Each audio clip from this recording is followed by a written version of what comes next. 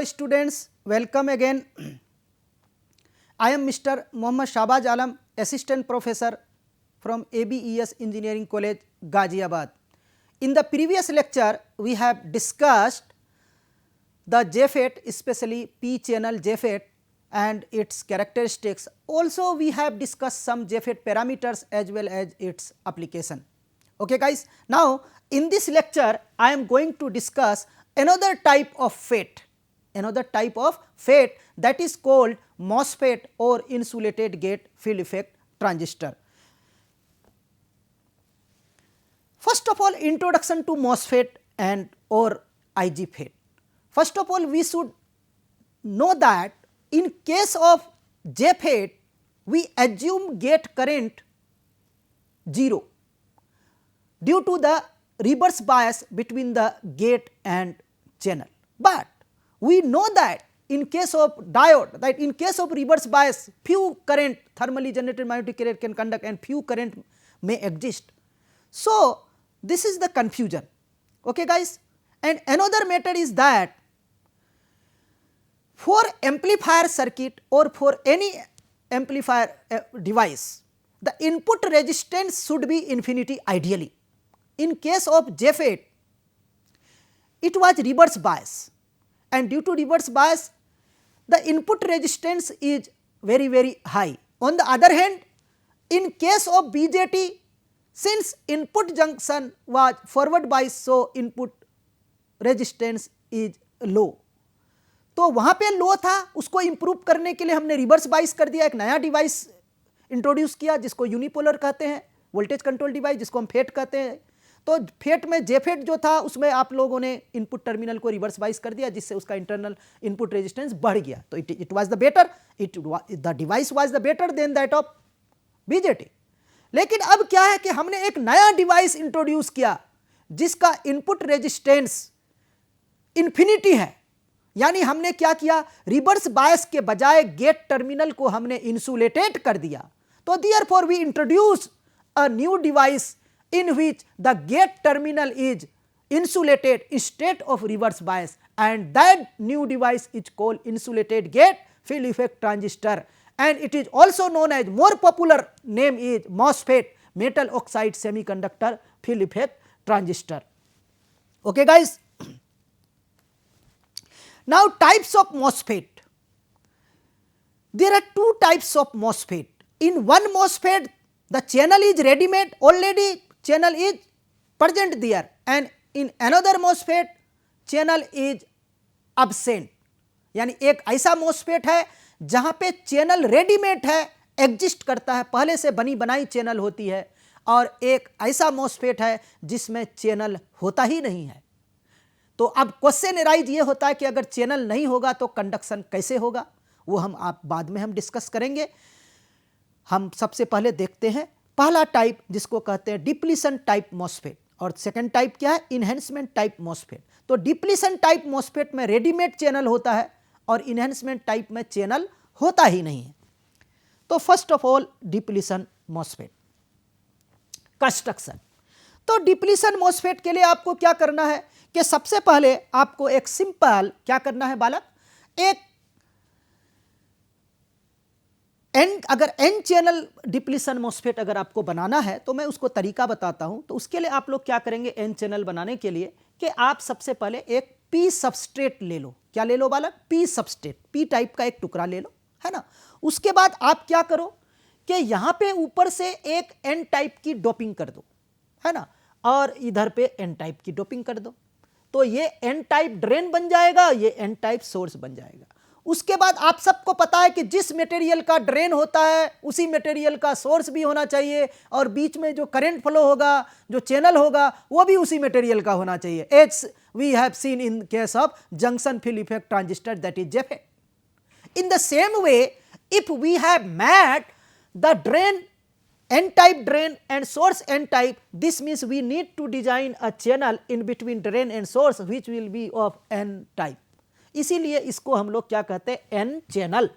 तो ये ड्रेन हो गया, ये सोर्स हो गया, उन दोनों के बीच में क्या हो गया बालक, चैनल हो गया. एक बात और बता दूं मैं, बिल्कुल काम की बात, कि बीजेटी में जो इमीटर और कलेक्टर था वो डेडिकेटेड था, वहां हम इमीटर और कलेक्टर भले दोनों सेम मटेरियल का था, लेकिन वहां हम इंटरचेंज नहीं कर सकते थे। क्यों नहीं इंटरचेंज कर सकते थे बीजेटी में? क्योंकि इमीटर का डोपिंग सबसे ज्यादा होता है और कलेक्टर का डोपिंग मॉडरेट होता है, यानी वहां पे रोल के हिसाब से डोपिंग और साइज दोनों डेडिकेटेड था। कलेक्टर का साइज थोड़ा ज्यादा होता है हीट सिंकिंग करने की वजह से, इसीलिए we can't interchange collector and emitter. But in case of FET we can interchange the terminal, हम ड्रेन को सोर्स बना सकते हैं और सोर्स को ड्रेन बना सकते हैं, बस उसके हिसाब से सप्लाई वोल्टेज चेंज हो जाएगा, क्योंकि कंस्ट्रक्शन वाइज दोनों सेम होता है। उसी तरह से मॉसफेट में भी हम ड्रेन को सोर्स बना सकते हैं और सोर्स को ड्रेन बना सकते हैं। एक्चुअली कहा जाए तो ये कुछ होता ही नहीं है डेडिकेटेड, आप इसको इंटरचेंज भी कर सकते हो, बस सप्लाई वोल्टेज आपको चेंज करना होता है, कंस्ट्रक्शन वाइज चूंकि सेम होता है। ठीक है बालक। और उसके बाद हम क्या करते हैं कि ड्रेन सोर्स और चैनल बनाने के बाद ऊपर से एक इंसुलेटेड लेयर लगा देते हैं, जैसा कि आप लोग यहाँ पे देख सकते हो, यहाँ से एक अलग तरह का मटेरियल लगा दिया गया, तो उसी तरह से वहाँ पे एक इंसुलेटेड मटेरियल लगा देते हैं जिसको हम कहते हैं सिलिकॉन डाइऑक्साइड SiO2। अब SiO2 का ऊपर से एक लेयर हो गया। अब आपको देखो कि आपको एक वायर कनेक्ट करने, ओमिक कॉन्टेक्ट बनाने हैं ड्रेन और सोर्स से, तो आप कैसे बनाओगे? ऊपर तो SiO2 लेयर है, ऊपर से वायर लगाओगे तो करंट फ्लो नहीं होगा। इसीलिए हमें क्या करना पड़ता है कि ड्रेन के ऊपर और सोर्स के ऊपर से जो SiO2 लेयर था वहां से इचिंग प्रोसेस से वहां से उसको निकाल देते हैं। निकालने के बाद मेटेलाइजेशन करते हैं। बेसिकली मेटेलाइजेशन एल्युमिनियम का होता है, क्योंकि एल्युमिनियम का वेट हल्का होता है, वो लाइट वेट होता है, तो मेटेलाइजेशन इस प्रोसेस को हम मेटल कहेंगे, है ना, मेटल कॉन्टैक्ट। उसके बाद हम यहाँ पे एक वायर लगा देते हैं, तो ये टर्मिनल हमारा ड्रेन हो गया। उसी तरह से यहाँ पे एल्युमिनियम मेटल से जो है पिघला के भर देते हैं और एक वायर लगा देते हैं जिसको हम सोर्स कहेंगे। तो इस तरह से ड्रेन और सोर्स हमारा बन जाता है ना। उसके बाद हम क्या करेंगे, एक मेटालाइजेशन यहां पे करेंगे। ये आप देख सकते हैं, ये पूरा मेटल है, एल्युमिनियम मेटल है, और लेकिन इस मेटल के सामने जो SiO2 है उसको इचिंग प्रोसेस से नहीं निकालना, क्योंकि वहां पे उसे इंसुलेटेड रखना है। गेट को क्या रखना है? इंसुलेटेड। और इधर हम एक वायर लगा दिए तो गेट, तो हम कह सकते हैं gate is insulated, gate is insulated. अब आप देखो इसका नाम पढ़ते हैं। गेट बना हुआ है मेटल का। गेट किसका बना हुआ है बालक? मेटल का, यानी M।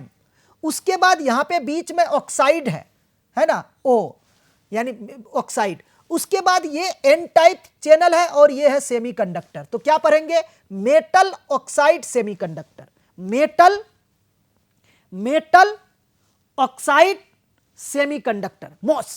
और फील्ड इफेक्ट ट्रांजिस्टर तो है, इसीलिए इसका नाम है metal oxide semiconductor field effect transistor. सुनिए, मेटल, क्योंकि ये मेटल है, एल्युमिनियम मेटल है, मेटलाइजेशन किया गया है, तो मेटल, ये SiO2 लेयर है यानी ऑक्साइड है, सिलिकॉन डाइऑक्साइड है, इसीलिए O, तो मेटल ऑक्साइड S सेमीकंडक्टर, यानी चैनल किसका बना हुआ है? सेमीकंडक्टर का, इसीलिए इसको MOS कहते हैं, metal oxide semiconductor field effect transistor. इसका एक और नाम है insulated gate field effect transistor.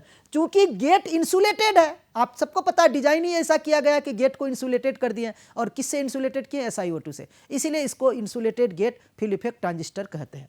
तो this is the construction of N channel depletion MOSFET. On the other hand this is the P channel depletion MOSFET. Just हमने reverse कर दिया, जहां पे N था वहां पे P कर दिया और जहां पे P था वहां पे N कर दिया। ठीक है बालक। हाँ, एक और टर्मिनल है, ये चौथा टर्मिनल, जिसको हम लोग बॉडी या सबस्ट्रेट कहते हैं, बॉडी या सबस्ट्रेट कहते हैं। तो बेसिकली क्या होता है कि बॉडी और सबस्ट्रेट को हम लोग आपस में शॉर्ट सर्किट कर देते हैं, एक ग्राउंड इफेक्ट को रिमूव करने के लिए, है ना। तो इस तरह से ये P चैनल है और ये N चैनल है। ठीक है बालक। तो आप ध्यान दीजिएगा कि N चैनल का मतलब होता है कि चैनल N का होना चाहिए, और अगर चैनल N का होगा तो ड्रेन भी N का होगा, सोर्स भी N का होगा। इसमें कंफ्यूजन की कोई सवाल नहीं होनी चाहिए। अगर मैं P चैनल बोला तो इसका मतलब चैनल P का होगा, ड्रेन भी P का होगा और सोर्स भी P का होगा। ऐसा जेफेट में भी होता है और ऐसा मॉसफेट में भी होता है। अब आ जाइए सिंबल, चिन्ह। सिंबल देखिए, इसका सिंबल हम एक्सप्लेन कर रहे हैं, यहां पे आप देख सकते हैं कि सबसे पहले देखो, ये वाला जो पार्ट है ये है चैनल, ये जो वर्टिकल लाइन है ये है चैनल, और ये है गेट। आप सबको पता है कि गेट और चैनल के बीच में एक इंसुलेटर होता है, यानी गेट और चैनल सेपरेटेड होगा। जबकि जेफेट में क्या था चैनल से ही गेट निकल रहा, मतलब वहां पे क्या था, कंटिन्यूअस था। जेफेट में क्या था, ऐसे था, ये था, है ना, ये गेट था जस्ट, है ना बालक, और ये आपका चैनल था। गेट बना हुआ था पी का और चैनल बना हुआ था एन का, ये ड्रेन था, ये सोर्स था। लेकिन अब क्या हो गया यहां पे मॉसफेट में कि चैनल और गेट बीच में SiO2 आ गया। इसका मतलब चैनल और गेट अलग अलग होगा, बीच में गैप होगा, इसीलिए यहां पे जस्ट गैप कर दिया गया। अपार्ट फ्रॉम जेफेट, यहां पे एक चौथा टर्मिनल है सबस्ट्रेट का। जेफेट में सबस्ट्रेट नहीं था, और वो सबस्ट्रेट कहां से कनेक्ट है, तो ये हो गया सबस्ट्रेट। अब देखो यहां पे एरो क्या दिखाया गया है कि इसका मतलब चैनल अगर एन चैनल अगर एन टाइप का है तो सबस्ट्रेट किसका है, पी टाइप का। चलो कंस्ट्रक्शन में चलते हैं, वापस चलते हैं। इधर देखो सबस्ट्रेट है पी टाइप का और चैनल है एन टाइप का, है ना। तो देखो सिंबल में भी वही चीज दिखाया गया, सबस्ट्रेट पी टाइप है, चैनल एन टाइप है। ये हम कैसे पता किए, एरो से पता किए, क्योंकि we know that the direction of arrow is always from P type to N type. जब एरो चैनल की तरफ है तो इसका मतलब चैनल किस मटेरियल का बना हुआ है, एन टाइप का, और सबस्ट्रेट किस टाइप का बना हुआ है, पी सबस्ट्रेट। क्लियर है बालक। तो इससे हम जान लेते हैं कि ये एन चैनल डी मॉसफेट है। डी मॉसफेट यानी डिप्लीशन मॉसफेट, क्योंकि इसका डिप्लीशन मॉसफेट में क्या है, ये चैनल कंटिन्यूअस है। दूसरा वाला मॉसफेट होगा चैनल नहीं होगा, तो इसलिए वहां पे चैनल डिसकंटिन्यूअस होगा। और उस तरह से यहां पे देखो ये सबस्ट्रेट की तरफ एरो है, पक्का सबस्ट्रेट किसका होगा, एन टाइप का होगा, और चैनल किसका होगा, पी टाइप का होगा। इसीलिए यहां से हम देख के पहचान सकते हैं कि ये पी चैनल डिप्लीशन मॉसफेट है।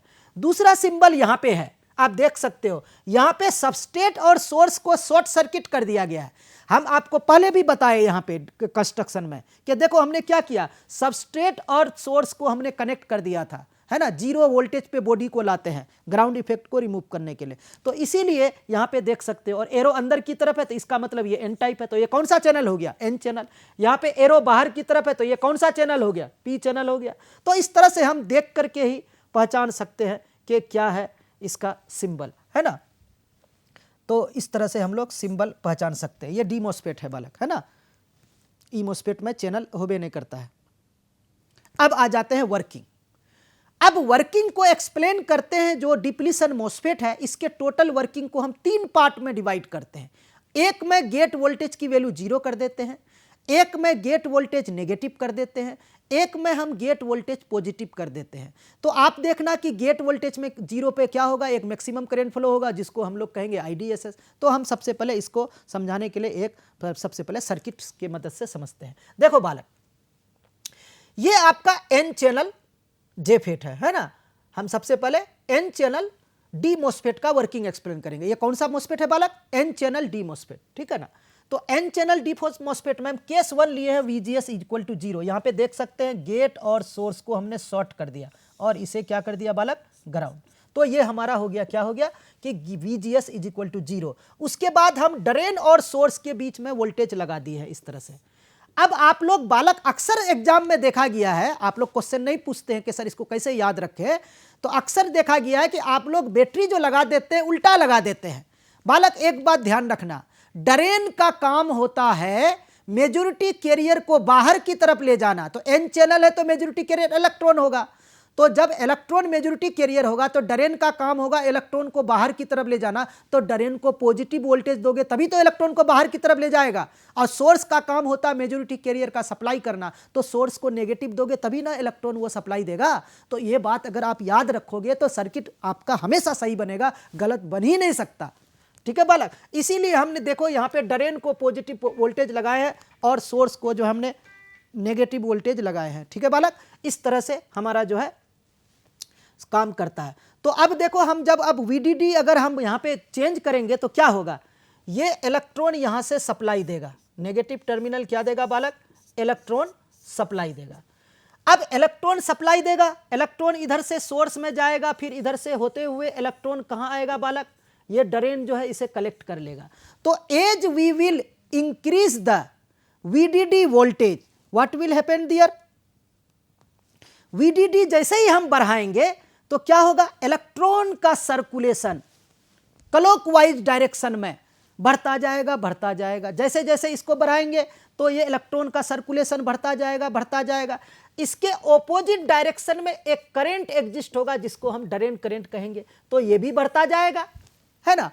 अब एक टाइम में ऐसा होगा कि जब हम VDS की वैल्यू बढ़ाते चलेंगे तो ड्रेन करंट भी बढ़ता जाएगा, लेकिन एक टाइम पे आकर के करंट क्या हो जाता है, सेचुरेट हो जाता है, क्योंकि हर एक सेमीकंडक्टर की अपनी लिमिटेशंस होती है कि उसका मेजॉरिटी कैरियर फिक्स है। तो भैया मेजॉरिटी कैरियर के प्रोपोर्शनल ही ना कंडक्टिविटी को शो करेगा, ना जितना वोल्टेज देंगे उतना ही करंट फ्लो करेगा, यानी always I is proportional to supply voltage. It is not like that, क्योंकि सेमीकंडक्टर है और इसकी कंडक्टिविटी मेजॉरिटी कैरियर के प्रोपोर्शनल होगी, समानुपाती होगी, इसीलिए करंट भी एक लिमिट पे जाएगी और वहां पे जाके करंट क्या होगी बालक, कांस्टेंट हो जाएगी। अब देखो, तो यहां पे जो मैक्सिमम करंट मिलेगा उस करंट को यहां पे भी हम लोग IDSS कहते हैं। जेफेट में भी VGS इक्वल टू 0 पे करंट मैक्सिमम था तो वहां पे IDSS करंट कहेंगे, लेकिन एक फर्क है, जेफेट में IDSS was the largest possible current, वो हमेशा के लिए ऑल टाइम लार्जेस्ट करंट है, लेकिन मॉस्फेट के केस में, खास डिप्लीशन मॉस्फेट के केस में IDSS ऑल टाइम लार्जेस्ट नहीं है, ये लोकल लार्जेस्ट है। जैसे आप लोग पढ़े हो मैथमेटिक्स में local minima and global, sorry local maxima and global maxima, तो ये लोकल मैक्सिमा है। एक केस इसका दूसरा वाला आएगा जिसको इनहेंसमेंट मोड कहेंगे, वहां पे देखोगे कि करंट IDSS से भी बढ़ जाएगा, तो हम उसको अभी थोड़ी देर में एक्सप्लेन कर रहे हैं। तो यहां पे आपको करंट मिल गया क्या बालक, IDSS। अब आते हैं इसका केस 2। केस 2 में क्या करना है आपको, गेट और सोर्स के बीच का वोल्टेज को आपको जस्ट कर देना है नेगेटिव, ये नेगेटिव है ना, और नेगेटिव गेट वोल्टेज देना है। अब देखो नेगेटिव गेट वोल्टेज देने से क्या चमत्कार हो जाएगा, आप अगर नेगेटिव गेट वोल्टेज दोगे तो ये पूरा का पूरा जो मेटल है ये नेगेटिव वोल्टेज हो जाएगा। कौन सा वोल्टेज हो जाएगा बालक, नेगेटिव। ये जो पूरा का पूरा एल्युमिनियम मेटल है नेगेटिव हो जाएगा। अब देखो बीच में इंसुलेटर है, अब दूसरी तरफ एन चैनल है और एन चैनल में मेजॉरिटी कैरियर का है इलेक्ट्रॉन, इधर इलेक्ट्रॉन है। तो आप सब फिजिक्स में पढ़े हो कि like charges repel each other and unlike charges attract each other. तो अब जो ये बैटरी, ये जो गेट का जो प्लेट है जो कि नेगेटिव चार्ज है, जिसके सरफेस में, मेटल के सरफेस में हमेशा चार्ज होता है, अंदर चार्ज नहीं होता है। चार्ज कहाँ होता है, मेटल के सरफेस में। तो ये मेटल का सरफेस क्या करेगा, चैनल के इलेक्ट्रॉन्स को दूर भगाएगा, रिपेल करेगा, तो यहां से इलेक्ट्रॉन रिपेल होगा। और उसके बाद आप देखो कि ये जो सबस्ट्रेट है, सबस्ट्रेट में होल्स है, तो होल्स को वो क्या करेगा, अट्रैक्ट करेगा, इलेक्ट्रॉन को दूर भगाएगा और होल्स को अट्रैक्ट करेगा।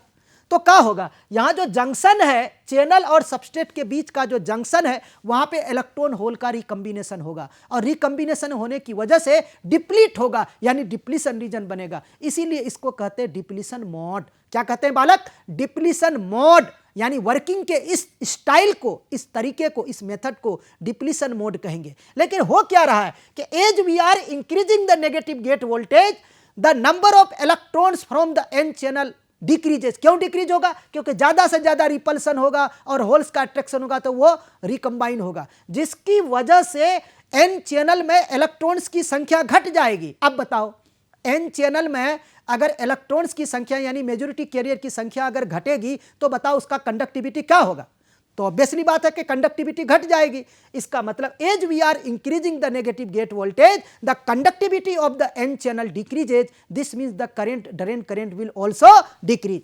आप गेट वोल्टेज बढ़ाओगे, कंडक्टिविटी घटेगा, तो ड्रेन करंट भी घट जाएगा। एक टाइम में ऐसा होगा कि आप गेट वोल्टेज बढ़ाते जाओगे, बढ़ाते जाओगे, बढ़ाते जाओगे, ड्रेन करंट घटता जाएगा, घटता जाएगा, घटता जाएगा, और घटते घटते क्या होगा, एक टाइम में जीरो होगा।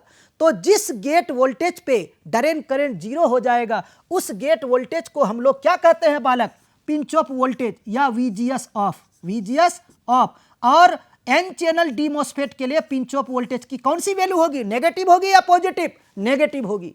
एन चैनल डी मॉस्फेट के लिए, डिप्लीशन मॉस्फेट के लिए पिंच ऑफ वोल्टेज की वैल्यू क्या होगी बालक, नेगेटिव होगी। अब आ जाओ तीसरी कहानी पे।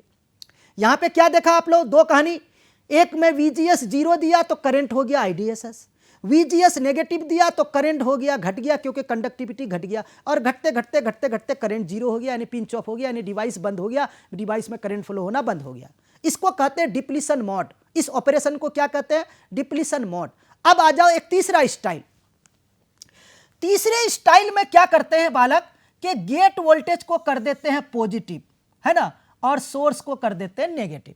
अब पॉजिटिव गेट वोल्टेज दोगे तो बोलो क्या हो जाएगा, उल्टी गंगा बहेगी। यहाँ पे देखो, पहले रिपेल हो रहा था, इलेक्ट्रॉन भाग रहा था चैनल से, अब वहां पे देखो क्या होगा। जैसे ही इसको अगर आप पॉजिटिव करोगे, ये पॉजिटिव कर दोगे गेट को, तो देखो ये क्या होगा। ये क्या करेगा, जो पी सबस्ट्रेट है, पी सबस्ट्रेट में कुछ माइनॉरिटी कैरियर है इलेक्ट्रॉन, वो सब इलेक्ट्रॉन को चैनल की तरफ खींचेगा, क्योंकि like charges repel each other, unlike charges attract each other. तो इलेक्ट्रॉन चैनल की तरफ खींचा आएगा, तो चैनल में यानी एन चैनल में इलेक्ट्रॉन की संख्या बढ़ जाएगी, और जब इलेक्ट्रॉन की संख्या बढ़ जाएगी तो चैनल का कंडक्टिविटी भी बढ़ेगा, यानी चैनल को करंट फ्लो कराने की कैपेसिटी बढ़ जाएगी। तो इसका मतलब है कि आप इसमें इसकी कंडक्टिविटी को आप इन्हांस कर रहे हो, आप इसकी कंडक्टिविटी को बढ़ा रहे हो। इसीलिए इस तरह के मोड को हम कहते हैं, इस तरह के कंडक्शन को कहते हैं इन्हेंसमेंट मोड। यानी as we are increasing the positive gate voltage, the number of electrons in the n channel will increase, and due to this conductivity of the n channel is enhanced or increased, and ID drain current also increase। अब यहाँ आ जाओ, अब ये maximum current IDSS नहीं रहा, अब enhancement mode में current जो है IDSS से भी बढ़ गया। मान लो IDSS आपका था 10 मिली एम्पियर, अब इन्हेंस कर दोगे तो 11, 12, 13 इस तरह से बढ़ता जाएगा। यानी इन case of depletion MOSFET IDSS is not the largest possible current। तो this is all about the working of n channel D MOSFET। अब इस MOSFET का एक डिमेरिट्स देखो, इस MOSFET का क्या डिमेरिट्स है। इस MOSFET का यह डिमेरिट्स है कि आप गेट में वोल्टेज दो या ना दो, आप सप्लाई वोल्टेज दो, कंडक्शन स्टार्ट हो जाएगा। यानी वी कैन नॉट कंट्रोल, यानी वी कैन नॉट डिसाइड कि हम गेट वोल्टेज देंगे तो कंडक्ट करेगा, नहीं देंगे तो नहीं करेगा। नहीं, यहां पे कोई कंट्रोल नहीं है। यहां पे क्या है, ऑलरेडी ऑन स्टेट डिवाइस है। आप गेट से इसके ऑन ऑफ को तो आप कम और बेसी कर सकते हो, कम और ज्यादा कर सकते हो करंट को, लेकिन आप ये डिसाइड नहीं कर सकते कि हम गेट वोल्टेज देंगे तभी ये कंडक्ट करे। ऐसा संभव नहीं है। ऐसा संभव जो नेक्स्ट डिवाइस होगा उसमें होगा, हम बाद में नेक्स्ट लेक्चर में उसको एक्सप्लेन आपको जरूर करेंगे। Now this is already I have discussed the working of P channel। now transfer and drain characteristics. अब यहां पे देखो, यहां पे भी जो इक्वेशन होगा ड्रेन करंट और सोर्स करंट के बीच, ड्रेन करंट और गेट वोल्टेज के बीच का जो इक्वेशन होगा, यहां पे भी सोकले इक्वेशन ही होगा, है ना। तो 1 - VGS upon VP whole square, ये सोकले इक्वेशन होगा। अब यहां पे क्या है, देख सकते हो कि अगर आप गेट वोल्टेज नेगेटिव दोगे, सबसे पहले देखो गेट वोल्टेज 0 देंगे तो करंट की वैल्यू मैक्सिमम होगा, जिसको आप IDSS कहोगे। उसके बाद नेगेटिव गेट वोल्टेज दोगे तो करंट घटता जाएगा, घटता जाएगा, घटता जाएगा, घटता जाएगा, और एक टाइम में करंट 0 हो जाएगा। और जिस समय करंट 0 हो जाएगा उसी को हम कहते हैं पिंच ऑफ वोल्टेज। तो एग्जाम्पल के हिसाब से -6 वोल्ट यहाँ पे पिंच ऑफ वोल्टेज है। और इस तरह के कंडक्शन मोड को क्या कहेंगे, डिप्लीशन मोड।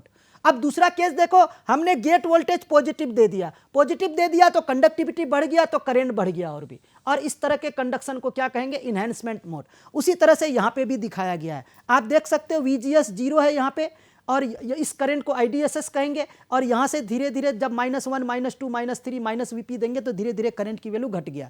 अब यहाँ पे जब पॉजिटिव करंट देंगे तो करंट की वैल्यू बढ़ गया, तो इसको कहेंगे इन्हेंसमेंट मोड, और यहाँ से यहाँ तक इसको क्या कहेंगे, डिप्लीशन मोड।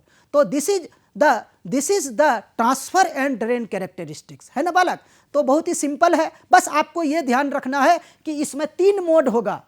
VGS 0 पे भी काम करेगा, नेगेटिव वोल्टेज पे, गेट वोल्टेज पे भी काम करेगा, पॉजिटिव गेट वोल्टेज पे भी काम करेगा। लेकिन जेफेट क्या था, 0 और या तो नेगेटिव, 0 या तो पॉजिटिव, यानी तीनों तरह के वोल्टेज के लिए वो काम नहीं कर रहा था, जबकि डिप्लीशन मॉसफेट तीनों तरह के वोल्टेज पे काम करता है। ठीक है बालक।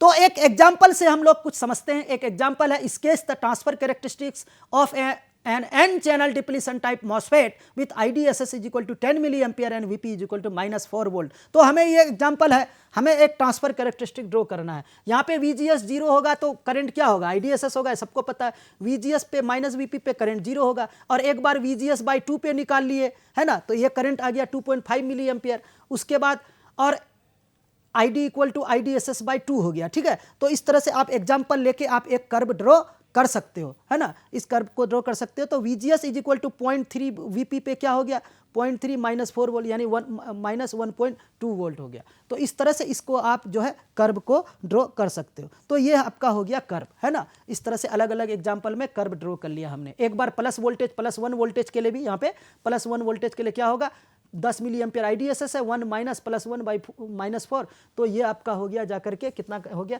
15.63 मिली एम्पियर करंट हो गया यहाँ पे। तो इस तरह से हमने करंट ड्रॉ कर दिया। ये वाला पार्ट जो है इनहेंसमेंट मोड का है, ये वाला पार्ट क्या है, डिप्लीशन मोड का है, और ये तो आपको पता ही है VGS इक्वल टू 0 पे है। तो इस तरह से हम लोग ट्रांसफर कैरेक्टरिस्टिक ड्रॉ कर सकते हैं, कोई भी, है ना, कोई भी MOSFET का या JFET का हम लोग एग्जाम्पल लेकर के ड्रॉ कर सकते हैं। एग्जाम में क्वेश्चन भी पूछ सकता है, आपको पिंच ऑफ वोल्टेज दे देगा, है ना, और आपको क्या दे देगा, IDSS की वैल्यू दे देगा, और आपको कहेगा कि VGS की -1 वोल्ट पे करंट निकालो, -2 पे निकालो, -3 पे निकालो, -VP पे निकालो, और VGS is equal to +1 volt पे निकालो। तो इस तरह से निकालना के बोलेगा, और बाद में ये कह देगा कि इसका कर्व भी ड्रॉ करो, तो कर्व भी ड्रॉ कर देना है, ठीक है बालक। तो इस तरह से आपका जो है ये P चैनल डिप्लीशन MOSFET है। आप सेम वे में इसको आप वर्किंग को एक्सप्लेन कर सकते हैं। तो हम नेक्स्ट लेक्चर में इसको हम आपको दोबारा इसको आप P चैनल से हम स्टार्ट करेंगे, ठीक है बालक। तो आपका जो है आप लोग सही से पढ़ें, और हम नेक्स्ट लेक्चर में हम आपको फिर मिलते हैं P चैनल के साथ।